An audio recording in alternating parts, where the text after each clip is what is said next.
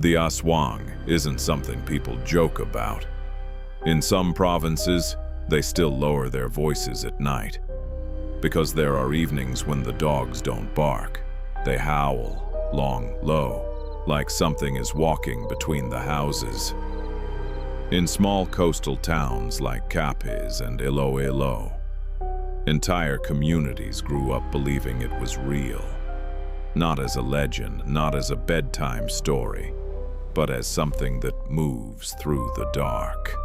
By day, it looks human. A neighbor, a vendor in the market, someone who smiles at you in passing. But by night, it changes. Older generations describe it carefully. Wings that unfold silently, limbs too long, a head that tilts at an angle that isn't natural. And before it strikes, you hear clicking, click, click, click, and the quieter it becomes, the closer it is. There are stories from the 1950s of livestock found drained in the morning. Officials blamed wild animals. Villagers blamed something else. Families claimed they saw shapes crouched on tin rooftops, silhouettes against the moon, perfectly still, watching. No screaming, no crashing sounds, just patience. Because it doesn't rush, it waits. Imagine being a child in one of those houses, lying awake beneath a thin ceiling, the metal roof above you cooling from the heat of the day. You hear something shift, a faint scrape. You tell yourself it's the wind. Then it happens again, slower, closer, scratch. You don't move.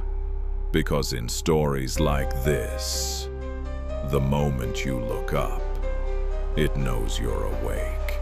Lightning flashes. For half a second, you see it clearly.